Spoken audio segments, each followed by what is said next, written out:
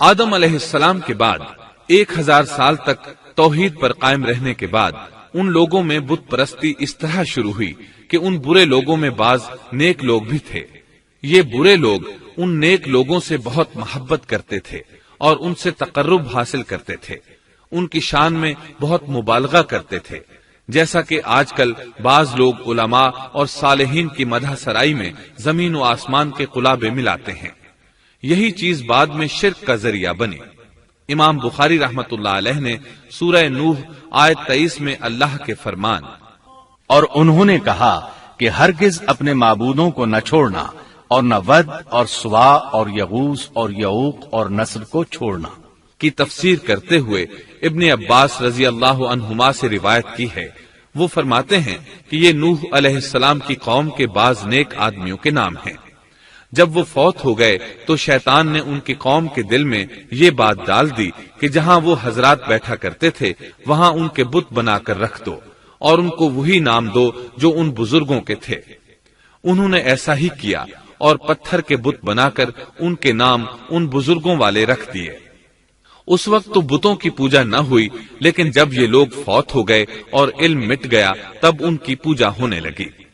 ابن عباس رضی اللہ عنہما فرماتے ہیں نوح علیہ السلام کی قوم کے یہی بت بعد میں عرب میں پوجے گئے اور اللہ تعالی کے فرمان کا یہی مطلب ہے، یعنی ان نیک بزرگوں کے بت بنا لیے گئے اور آہستہ آہستہ ان کی پوجا شروع کر دی گئی، اور سب لوگوں نے ایک اللہ کی عبادت سے انکار کر دیا۔ نوح علیہ السلام اکیلے اس دنیا میں موحد اور توحید پرست باقی رہ گئے۔ نوح علیہ السلام کا نسب کچھ یوں ہے: نوح بن لامک بن متو شلح بن ادریس۔ اس طرح ادریس علیہ السلام ان کے پردادا ہوئے۔ اس وقت لوگوں کی عمریں بہت طویل ہوتی تھیں، اس لیے ہم کہہ سکتے ہیں کہ ادریس علیہ السلام کئی 100 سال زندہ رہے اور نوح علیہ السلام 1000 سال سے بھی زیادہ عرصہ زندہ رہے۔ عمریں لمبی ہونے کی وجہ سے ادریس علیہ السلام اور نوح علیہ السلام کے درمیان کافی مدت بنتی ہے، اور اسی مدت کے دوران کفر و شرک نے زور پکڑا اور بتوں کی عبادت شروع ہو گئی۔ تب اللہ تعالیٰ نے نوح علیہ السلام کو زمین میں مبعوث فرمایا۔ ابن عباس رضی اللہ عنہما سے روایت ہے کہ نبی صلی اللہ علیہ وسلم نے فرمایا آدم علیہ السلام اور نوح علیہ السلام کے درمیان 10 قرن تھے۔ ایک قرن 100 سال کا ہوتا ہے۔ آدم علیہ السلام کے 1000 سال بعد تک لوگ توحید پر قائم رہے، پھر آہستہ آہستہ شیطان نے انہیں شرک کے راستے پر ڈال دیا، شرک عام ہو گیا، ایک اللہ کی عبادت بالکل ختم ہو کر رہ گئی۔ تب اللہ نے نوح علیہ السلام کو مبعوث فرمایا، انہوں نے اللہ کی طرف دعوت دی، انہوں نے بہت مشقت اٹھائی، جیسا کہ سورہ نوح میں اللہ فرماتے ہیں اللہ تعالیٰ بخشش اور رحم کرنے والے کے نام سے شروع کرتا ہوں۔ یقیناً ہم نے نوح کو ان کی قوم کی طرف بھیجا کہ اپنی قوم کو ڈراؤ اور خبردار کر دو، اس سے پہلے کہ ان کے پاس دردناک عذاب آ جائے۔ نوح نے کہا اے میری قوم، میں تمہیں صاف صاف ڈرانے والا ہوں کہ تم اللہ کی عبادت کرو اور اس سے ڈرا کرو اور میرا کہنا مانو، تو وہ تمہارے گناہ بخش دے گا اور تمہیں ایک وقت مقررہ تک چھوڑ دے گا۔ یقیناً اللہ کا وعدہ جب آ جاتا ہے تو موقوف نہیں ہوتا، کاش تمہیں سمجھ ہوتی۔ نوح علیہ السلام تبلیغ کے سلسلے میں سخت محنت کرتے، دن رات لوگوں کے گھروں اور ان کے اجتماعات میں جا جا کر انہیں دعوت دیتے۔ آپ انہیں اعلانیہ اور پوشیدہ طور پر دعوت دیتے، یہاں تک کہ دعوت دیتے دیتے انہیں 950 سال گزر گئے، لیکن سوائے چند لوگوں کے کوئی ایمان نہ لایا۔ تب انہوں نے اللہ سے دعا کی اے میرے اللہ، میں نے اپنی قوم کو دن رات تیری طرف بلایا، لیکن میرے بلانے سے یہ اور زیادہ بھاگنے لگے۔ انہوں نے اپنے کانوں میں انگلیاں ٹھونس لیں، اپنے اوپر کپڑے اوڑھ لیے اور کہنے لگے ہم تیری شکل دیکھنا نہیں چاہتے۔ میرے اللہ، یہ لوگ تیری باتیں سننا پسند نہیں کرتے۔ میں نے پھر بھی ان سے کہا اپنے مالک سے بخشش طلب کرو، وہ بڑا بخشنے والا ہے۔ اس وقت نوح علیہ السلام کی قوم میں ایک بادشاہ تھا، وہ بہت مغرور تھا۔ وہ قوم سے کہنے لگا نوح کی باتوں پر کان نہ دھرنا اور نہ اس سے بحث کرنا، یہ جو کرتا ہے اسے کرنے دو، تم اپنے بتوں کی پوجا پر ڈٹے رہو۔ چنانچہ لوگوں نے نوح علیہ السلام کی باتوں کی طرف سے کان بند کر لیے۔ अपने बादशाह की बात पर अमल करने लगे। तब नूह अलैहिस्सलाम ने अल्लाह से फरियाद की, ऐ परवरदिगार, ये मेरा कहना नहीं मानते। उन लोगों की सुनते हैं जिनकी औलाद और माल ने उन्हें फायदा तो न दिया, उल्टा नुकसान पहुंचाया, और उन्होंने मेरे साथ बड़ा दाव किया, यानी दूसरों को मेरे दरपे कर दिया। खुद भी मुझे सताने में कोई कसर न छोड़ी, और आपस में एक दूसरे से कहने लगे, अपने देवताओं को न छोड़ना, न वद और न सुआ और न यगूस और न यऊक और न नस्र को छोड़ना। इन लोगों ने बहुत से लोगों को गुमराह कर डाला, और परवरदिगार तू ऐसा कर कि ये जालिम और ज्यादा गुमराह हो। इस तरह नूह अलैहिस्सलाम ने 950 साल दिन रात लोगों को अल्लाह की तरफ बुलाया, लेकिन इतने तवील अरसा में सिर्फ 80 के करीब लोग मुसलमान हुए, और उन ईमानदारों की अक्सरियत फुकरा, मसाकीन, नातवा और गुलाम किस्म के लोगों पर मुश्तमिल थी, जिनकी मुआशरे में कोई हैसियत नहीं होती। मुश्किल से 10 ईमानदार ऐसे होंगे जो शरफ व जाह के मालिक होंगे।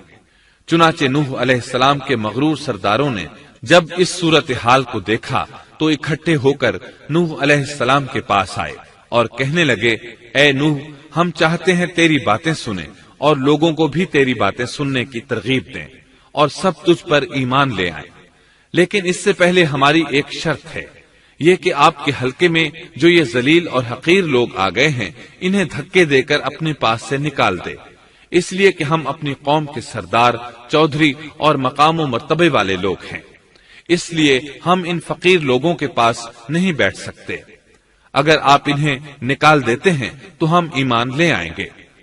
अल्लाह ताला ने नूह अलैहिस्सलाम की कौम के इन सरदारों की तरदीद सूरह हूद आयात 27 ता 31 में की है। अल्लाह ताला फरमाते हैं, काफिर सरदार नूह से कहने लगे, हम तो यही देखते हैं कि तू हमारी तरह एक आदमी है, और ये भी देखते हैं कि सिर्फ उन लोगों ने तेरी पैरवी की है जो हम में रजील हैं, वो भी ऊपर की अक्ल से, और हम तो तुम्हें किसी बात में अपने से ज्यादा नहीं पाते, बल्कि तुम्हें झूठा ख्याल करते हैं। नूह ने कहा, ऐ सरदारो, बतलाओ तो सही, अगर मैं अपने रब की तरफ से जो दलील आई है उस पर कायम हुआ और उसने अपनी मेहरबानी से मुझे सरफराज किया और तुमसे वो छुपी रही, तो क्या जबरदस्ती मैं उसे तुम्हारे सर मंड दूंगा, हालांकि तुम इससे बेजार हो। मेरी कौम वालों, मैं तुमसे इस पर कोई माल नहीं मांगता, मेरा सवाब तो सिर्फ अल्लाह ताला के यहाँ है। न मैं ईमानदारों को अपने पास से निकाल सकता हूँ, उन्हें अपने रब से मिलना है, लेकिन मैं देखता हूँ कि तुम लोग जहालत की बात कर रहे हो। मेरी कौम के लोगों, अगर मैं इन मोमिनों को अपने पास से निकाल दूं तो अल्लाह के मुकाबले में मेरी मदद कौन कर सकता है? क्या तुम कुछ भी गौर व फिक्र नहीं करते? मैं तुमसे ये नहीं कहता कि मेरे पास अल्लाह के खजाने हैं और मैं गैब का इल्म भी नहीं रखता, न मैं ये कहता हूँ कि मैं कोई फरिश्ता हूँ, न मेरा ये कौल है कि जिन पर तुम्हारी निगाहें जिल्लत से पड़ रही हैं, अल्लाह ताला उन्हें कोई नेमत देगा ही नहीं। उनके दिल में जो है अल्लाह उसे बखूबी जानता है। अगर मैं ऐसी बात कहूँ तो यकीनन मेरा शुमार जालिमों में से होगा। इस पर नूह अलैहिस्सलाम की कौम और अकड़ गई और वो कहने लगे, ए नूह, बस बहुत हो गया, तूने हमें बहुत डरा धमका दिया। अब अगर तू सच्चा है तो जिस चीज का वादा तू हमसे करता था उसको ले आ। नूह अलैहिस्सलाम ने उनकी बात सुनकर कहा, अजाब लाना तो अल्लाह का काम है, अल्लाह को कोई आजिज नहीं कर सकता, और जब उसका अजाब आ जाएगा तो कोई भाग नहीं सकेगा। इसके बाद नूह अलैहिस्सलाम की कौम का उनसे आमना सामना हुआ तो उन्होंने उनसे कहा, ऐ मेरी कौम, अगर तुम पर ये गिरा गुजरता है कि मैं तुम में रहता हूँ और तुम्हें अल्लाह की बातें सुना रहा हूँ, तुम इससे चिढ़ते हो और मुझे नुकसान पहुँचाने के दरपे रहते हो, तो सुनो, मैं साफ कहता हूँ, मुझे तुम्हारा कोई खौफ नहीं, तुम्हारी कोई परवाह नहीं, तुमसे जो हो सके कर गुजरो, मेरा जो बिगाड़ सकते हो बिगाड़ लो, तुम अपने शरीकों और झूठे माबूदों को भी बुला लो और मिलजुल कर मशवरे करके बात खोलकर पूरी कुव्वत के साथ मुझ पर हमला करो। तुम्हें कसम है, तुम मेरा जो बिगाड़ सकते हो बिगाड़ लो, इसमें कोई कसर उठा न रखो, मुझे बिल्कुल मोहलत न दो, अचानक मुझे घेर लो, मैं बिल्कुल बेखौफ हूँ, इसलिए कि तुम्हारे रास्ते को मैं बातिल जानता हूँ। मैं हक पर हूँ, हक का साथी अल्लाह होता है, मेरा भरोसा उसी अजीम जात पर है, मुझे उसकी कुदरत की बड़ाई मालूम है। नूह अलैहिस्सलाम ने वाज़ेह अल्फाज में अपनी कौम को चैलेंज दिया, लेकिन किसी में ताकत न हुई कि वो नूह अलैहिस्सलाम का मुकाबला कर सके। चुनाचे कहने लगे, इसे छोड़ दो, ये मजनून और बेवकूफ है, नऊज़ु बिल्लाह। बहरहाल मामला इसी तर्ज पर चलता रहा, यहाँ तक कि साल हर साल गुजर गए, लेकिन कोई मुसलमान न हुआ। फिर पहाड़ पर रहने वाले लोग रोज बरोज बुराई में तरक्की करते चले गए, और जो लोग शुरू में ईमान लाए थे उनके अलावा और कोई शख्स ईमान न लाया। नूह अलैहिस्सलाम उन्हें मुसलसल दावत देते रहे, मगर बेअसर। यहाँ तक कि अल्लाह ताला ने नूह अलैहिस्सलाम की तरफ वही की कि अब कोई शख्स ईमान नहीं लाएगा। अल्लाह ताला सूरह हूद में फरमाते हैं, नूह की तरफ वही की गई कि आपकी कौम में से जो ईमान ला चुके हैं उनके सिवा और कोई अब ईमान नहीं लाएगा, बस आप उनके कामों पर गमगीन न हो। मतलब ये था कि आप गम न करें, अल्लाह का हुक्म अब पूरा होने वाला है। गौर फरमाएं, नूह अलैहिस्सलाम के जज्बे को देखिए। मुसलसल 950 साल तक दावत देते रहे, लोग उन्हें झुटलाते रहे, लेकिन फिर भी उनसे नाउमीद न हुए। अब जबकि अल्लाह की तरफ से वही आ गई कि उनमें से और कोई ईमान नहीं लाएगा और किसी में ताकत नहीं कि उन्हें हिदायत अता फरमाए, तो नूह अलैहिस्सलाम नाउमीद हो गए और उन्होंने अपनी कौम पर बद्दुआ की। इसका जिक्र अल्लाह ताला ने सूरह नूह आयात 26-28 में किया है। नूह ने कहा, ऐ मेरे परवरदिगार, तू रूए जमीन पर किसी काफिर को रहने सहने वाला न छोड़। अगर तू इन्हें छोड़ेगा तो ये यकीनन तेरे और बंदों को भी गुमराह कर देंगे, और इनके यहाँ जो औलाद होगी वो भी बदकार नाशुक्रे होंगे। ऐ मेरे परवरदिगार, तू मुझे और मेरे माँ बाप को और जो भी ईमानदार होकर मेरे घर आए और तमाम मोमिन मर्दों और औरतों को बख्श दे और काफिरों को सिवाय हलाकत के और कुछ न दे।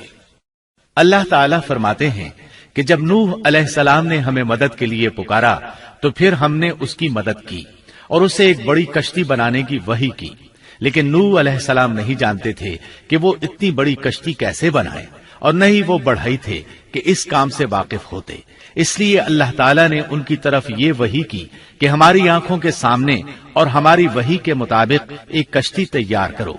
अल्लाह ने वही के जरिए उनकी रहनुमाई की कि वो इस तरह करें, और मजीद तालीम के लिए जिब्राईल अलैहिस्सलाम को भेज दिया। वो उन्हें बतलाते गए कि इस तरह कश्ती तैयार करो। नूह अलैहिस्सलाम एक पहाड़ पर रहते थे, उनके इर्द गिर्द दरख्त नहीं थे, न पानी था। चुनाचे उन्होंने बहुत से दरख्त उगाए, फिर उनको काटा और पहाड़ पर बैठकर कश्ती तैयार करते रहे। आप बड़े बड़े तख्ते बनाते और लोहा लाते और उनसे कील तैयार करते, फिर उन कीलों को तख्तों में ठोकते, आपस में उन तख्तों को मिलाते, यहाँ तक कि एक बहुत बड़ी मजबूत और देव हैकल कश्ती तैयार हो गई। एक रिवायत के मुताबिक नूह अलैहिस्सलाम ने उसको 100 साल में तैयार किया। ये थी वो कश्ती जिसे नूह अलैहिस्सलाम ने अल्लाह की हिदायत के मुताबिक तैयार किया था। सूरतुल कमर आयत 13 में इरशाद होता है, और हमने नूह को उस कश्ती में सवार किया जो तख्तों और कीलों से बनी हुई थी। नूह अलैहिस्सलाम ने दावत का काम छोड़ दिया और कश्ती बनाने लगे। वो लोग जब उन्हें कश्ती बनाते देखते तो उनका मजाक उड़ाते, कहते, नूह पहले तो तू नबी था, अब बढ़ई बन गया। मजीद कहते, ये कैसा मजनून है कि पहाड़ पर कश्ती बना रहा है, ताज्जुब है इस पर। अल्लाह ने उन काफिरों के मजाक का जिक्र सूरह हूद आयात 38 और 39 में किया है। नूह कश्ती बनाने लगे, उसकी कौम की जो जमात उसके पास से गुजरती वो उसका मजाक उड़ाती। वो कहते, अगर तुम हमारा मजाक उड़ाते हो तो हम भी तुम पर एक दिन हंसेंगे जैसे तुम मस्खरापन कर रहे हो। तुम्हें बहुत जल्द मालूम हो जाएगा कि किस पर अजाब आता है, जो उसे रुस्वा करे और उस पर हमेशा का अजाब उतर आए। इस कश्ती का हुलिया इब्ने अब्बास रजी अल्लाह अन्हुमा से एक रिवायत में यूं आया है। वो बयान करते हैं कि नूह अलैहिस्सलाम ने पहाड़ पर एक कश्ती तैयार की और उसे तारकोल से लथपथ किया। उसी वक्त से तारकोल का ज़ुहूर हुआ।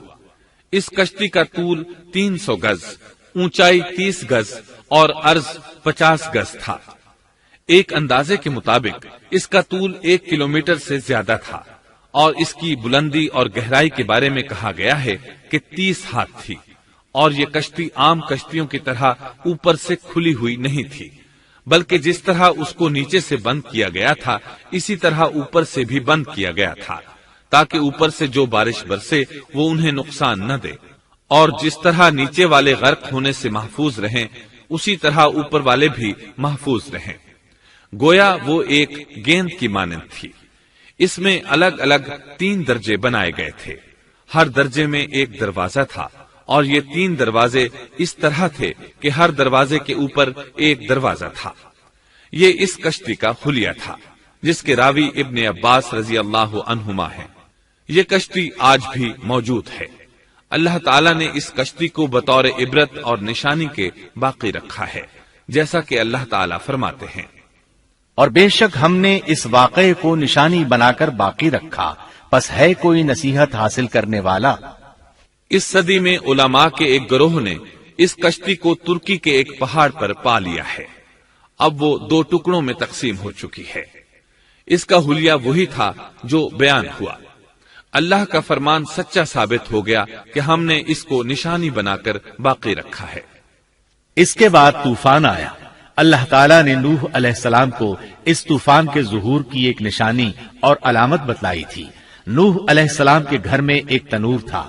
اللہ نے فرمایا، جب یہ تنور جوش مارنے لگے اور پانی اس سے ابلنے لگے تو سمجھ لینا اللہ کا وعدہ آ گیا۔ چنانچہ اس وقت مومنوں کو اور اپنے اہل و عیال کو اور زمین پر بسنے والے تمام جانوروں کا جوڑا جوڑا اس کشتی میں سوار کر لینا۔ تنور سے کیا مراد ہے، اس کے متعلق مفسرین میں اختلاف ہے۔ بعض کہتے ہیں کہ اس سے مراد ایک چشمہ ہے جو زمین سے نکلتا ہے، لیکن راجح روایات کے مطابق اس سے مراد معروف تنور ہے جس میں آگ جلا کر روٹیاں پکائی جاتی ہیں۔ یہ تنور نوح علیہ السلام کے گھر میں تھا، اور اسی کو اللہ نے طوفان کے آنے کی علامت بتایا اور فرمایا کہ جب یہ پھوٹ پڑے اس وقت ہر چیز کا جوڑا جوڑا کشتی پر سوار کر لینا۔ اللہ تعالیٰ سورہ ہود آیت 40 میں فرماتے ہیں، یہاں تک کہ جب ہمارا حکم آ پہنچا اور تنور ابلنے لگا، ہم نے کہا اس کشتی میں ہر قسم کے جوڑے دوہرے سوار کر لے، اور اپنے گھر کے لوگوں کو بھی سوائے ان کے جن پر پہلے سے بات پڑ چکی ہے، اور سب ایمان والوں کو بھی۔ اس کے ساتھ ایمان لانے والے بہت ہی کم تھے۔ کشتی میں سوار ہونے والوں کی تعداد 80 بتائی جاتی ہے۔ چنانچہ جب تنور جوش مارنے لگا تو نوح علیہ السلام کشتی میں سوار ہو گئے۔ کشتی ان کی بستی میں لوگوں سے دور پہاڑ پر تھی۔ اللہ کی قدرت کہ تمام قسم کے جانور بھی کشتی کے پاس آ گئے۔ نوح علیہ السلام نے انہیں بھی سوار کر لیا۔ اللہ تعالیٰ سورۃ القمر آیات 11 اور 12 میں فرماتے ہیں، پس ہم نے آسمان کے دروازوں کو زور کی بارش سے کھول دیا اور زمین کے چشموں کو جاری کر دیا، پس اس کام پر جو پانی مقرر کیا گیا تھا خوب جمع ہو گیا۔ آسمان سے نازل ہونے والا اور زمین سے نکلنے والا پانی کتنا تھا، اس کا اندازہ اللہ ہی کو ہے۔ بہرحال اس پانی نے زمین پر رہنے والے انسان، چوپائے، حیوانات، غرض ہر چیز کو غرق کر دیا۔ اس بارے میں اللہ فرماتے ہیں، نوح نے اپنی قوم سے تنگ آ کر ہمارے حضور دعا کی، ہم تو ہیں ہی بہترین طور پر دعاؤں کے قبول کرنے والے۔ فوراً ان کی دعا قبول کر لی اور اس تکلیف اور ایذا سے انہیں بچا لیا جو انہیں کفار سے روز مرہ پہنچ رہی تھی، اور ان کی اولاد کو ہم نے باقی رہنے والی بنا دیا، یعنی انہی کی اولاد سے پھر سے دنیا آباد ہوئی، کیونکہ صرف وہی لوگ بچے تھے جو کشتی پر سوار تھے، اور ہم نے ان کا ذکر خیر پچھلوں میں باقی رکھا۔ نوح علیہ السلام پر تمام جہانوں میں سلام ہو۔ ہم نیکی کرنے والوں کو اسی طرح بدلے دیتے ہیں، وہ ہمارے ایماندار بندوں میں سے تھا، پھر ہم نے باقی سب کو غرق کر دیا۔ اللہ مزید فرماتے ہیں، جب پانی میں طغیانی آ گئی تو اس وقت ہم نے تمہیں کشتی میں چڑھا لیا تاکہ اس کو تمہارے لیے نصیحت اور یادگار بنا دیں، تاکہ یاد رکھنے والے کان اس کو یاد رکھیں۔ یعنی پانی اتنا زیادہ ہو گیا کہ اس سے تمام شہر، بستیاں، انسان اور جانور غرق ہو گئے، یہاں تک کہ پانی بلند پہاڑوں سے بھی اونچا ہو گیا، اور اتنے بلند پانی پر یہ کشتی نوح علیہ السلام اور ان کے ساتھیوں کو اپنے دامن میں سمیٹے اللہ کے حکم سے اور اس کی حفاظت میں پہاڑ کی طرح رواں دواں تھی، ورنہ اتنے طوفانی پانی میں کشتی کی حیثیت ہی کیا ہوتی ہے۔ نوح علیہ السلام کشتی میں سوار ہوئے اور انہوں نے اپنے ساتھیوں کو حکم دیا کہ وہ یہ دعا پڑھیں، اللہ ہی کے نام سے اس کشتی کا چلنا اور ٹھہرنا ہے، یقیناً میرا پالنے والا بڑی بخشش اور رحم والا ہے۔ یہی اللہ کا حکم آپ کو تھا کہ جب تم اور تمہارے ساتھی ٹھیک طرح بیٹھ جاؤ تو کہنا، سب تعریف اللہ ہی کے لیے ہے جس نے ہمیں ظالم لوگوں سے نجات عطا فرمائی، اور کہنا کہ اے میرے رب مجھے بابرکت اتارنا اور تو ہی بہتر اتارنے والا ہے۔ اللہ تعالیٰ نوح علیہ السلام کو نصیحت کر رہے ہیں کہ اللہ آپ کو اور آپ کے اہل کو نجات عطا فرمائیں گے۔ کشتی میں نوح علیہ السلام کے کافر بیٹے کے علاوہ تمام گھر والے سوار تھے۔ آپ کے کافر بیٹے کا نام کنعان تھا، وہ ایک طرف کھڑا تھا۔ نوح علیہ السلام نے اسے پکارا، میرے بیٹے اس کشتی میں آ جا اور کافروں کا ساتھی نہ بن، لیکن اس بدبخت نے کہا، میں ابھی کسی پہاڑ کی چوٹی پر پناہ لے لوں گا جو مجھے اس پانی سے بچائے گی۔ نوح علیہ السلام نے کہا، آج اللہ کے حکم سے کوئی بچانے والا نہیں مگر وہی جس پر اللہ رحم کرے۔ باپ اور بیٹے کے درمیان یہ گفتگو جاری تھی کہ ایک طوفانی موج نے اسے اپنی زد میں لے لیا اور اسے غرق کر دیا۔ نوح علیہ السلام سے اللہ نے وعدہ کر رکھا تھا کہ اللہ کسی نے تعالیٰ پھول اس کے سے اہل پوچھا کو نجات کہ عطا جب تمہیں فرمائے گا۔ توڑا گیا چنانچہ تو کیا جب تمہیں آپ درد کی نہیں ہوا؟ آنکھوں کے سامنے تو آپ پھول کا نے بیٹا بہت ہی غرق ہو خوبصورت گیا جواب تو دیا وہ پکار کہ اٹھے، توڑنے والا اے اتنا اللہ خوش تھا میرا بیٹا کہ میرے میں گھر سارے والوں درد میں بھی سے بھول تھا گیا۔ اور تو نے مجھ سے وعدہ کیا تھا کہ میرے گھر والوں کو نجات عطا فرمائے گا، اور تو تمام حاکموں سے بہتر حاکم ہے، لہذا ناممکن ہے کہ تیرا وعدہ پورا نہ ہو۔ واضح ہو کہ نوح علیہ السلام کا اپنے بیٹے کے بارے میں بات کرنا بطور استفسار تھا، بطور بحث نہیں تھا۔ آپ وضاحت چاہتے تھے۔ اللہ تعالیٰ نے فرمایا، اے نوح وہ تیرے اہل سے نہیں تھا کیونکہ وہ کافر تھا۔ کفر نسب کو ختم کر دیتا ہے۔ ایک مومن کا دوسرے مومن سے تعلق ایک مسلمان بھائی کے کافر بھائی سے تعلق سے زیادہ بڑا ہے، اور حقیقی اخوت وہ ہے جس کی بنیاد ایمان پر ہو۔ کفر تو نسبی تعلق کو کاٹ دیتا ہے، اس لیے اللہ نے یہ نہیں فرمایا کہ وہ کافر ہے، بلکہ یہ فرمایا کہ وہ تیرے اہل سے نہیں ہے۔ ہمارے لیے بھی یہی حکم ہے، کسی مومن کا کافر کے ساتھ رشتہ نہیں ہو سکتا۔ اس کے ساتھ اللہ نے نوح علیہ السلام کو نصیحت فرمائی کہ آپ ہرگز وہ چیز نہ مانگیں جس کا آپ کو مطلقاً علم ہی نہ ہو، اور ہم آپ کو نصیحت کرتے ہیں کہ جاہلوں میں اپنا شمار کرانے سے باز رہیں۔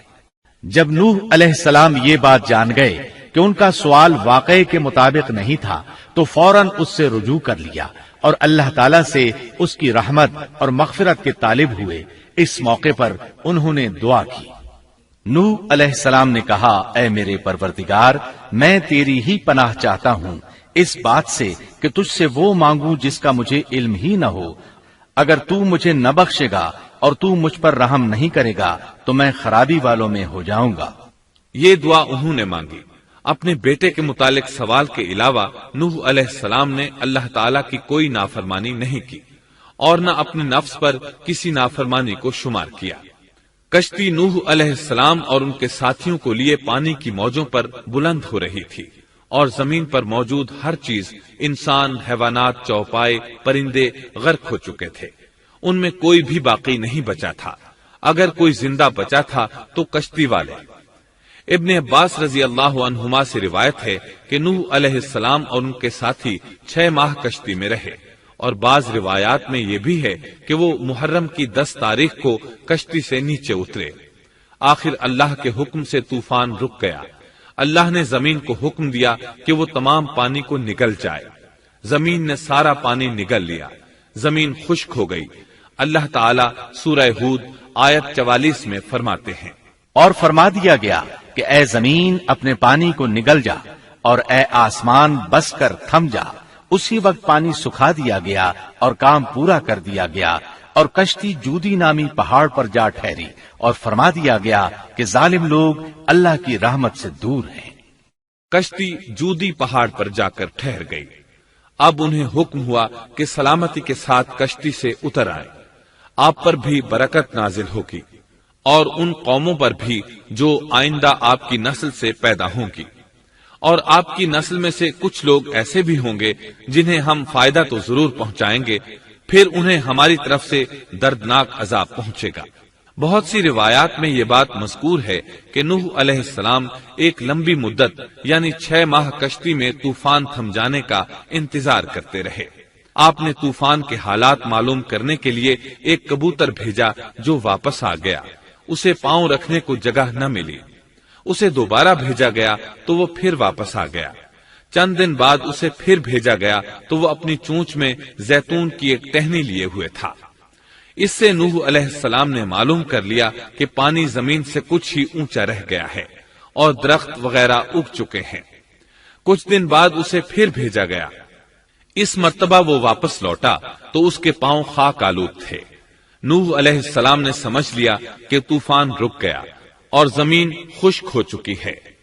سیرت کی کتب میں یہ واقعہ موجود ہے۔ اسی کی بنیاد پر سیرت نگاروں کا کہنا ہے کہ کبوتر کا آنا سلامتی کی علامت تھا اور اس کی چونچ میں زیتون کی ٹہنی نوح علیہ السلام کی بادشاہت کی طرف اشارہ تھا۔ اس طرح نوح علیہ السلام زمین پر اتر آئے۔ اس وقت اولاد آدم میں سے کوئی انسان سوائے ان لوگوں کے زندہ نہیں بچا تھا۔ جزیرہ عرب، فلسطین اور ان کے ارد گرد کا علاقہ غرق ہونے سے محفوظ رہا۔ ان کے علاوہ تمام زمین غرق ہوئی تھی۔ سب کے سب طوفان کی نظر ہو گئے۔ صرف نوح علیہ السلام سے اولاد پیدا ہوئی اور زمین میں ان کی اولاد کے علاوہ اور کسی کی نسل باقی نہ رہی۔ اسی وجہ سے نوح علیہ السلام کو آدم ثانی اور ابو البشر ثانی کہا جاتا ہے، کیونکہ تمام کے تمام بشر انہی کی طرف منسوب ہیں۔ سورۃ الصافات آیات 75 تا 77 میں اسی طرف اشارہ ہے۔ اور ہمیں نوح نے پکارا تو دیکھ لو کہ ہم کیسے اچھے دعا قبول کرنے والے ہیں۔ ہم نے اسے اور اس کے فرمانبرداروں کو اس زبردست مصیبت سے بچا لیا۔ اس کی اولاد ہم نے باقی رہنے والی بنا دی۔ ایک دوسرے مقام پر اللہ تعالیٰ دیگر امم اور رسولوں کے متعلق کلام کرتے ہوئے فرماتے ہیں، اے ان لوگوں کی اولاد جنہیں ہم نے نوح کے ساتھ چڑھا لیا تھا، وہ ہمارا بڑا ہی شکر گزار بندہ تھا۔ نوح علیہ السلام کے 3 بیٹے تھے، سام، حام اور یافس۔ سام کی نسل زیادہ تر سفید رنگت کی تھی اور بہت کم لوگ ان میں سیاہ فام تھے، البتہ کچھ ان میں گندمی تھے۔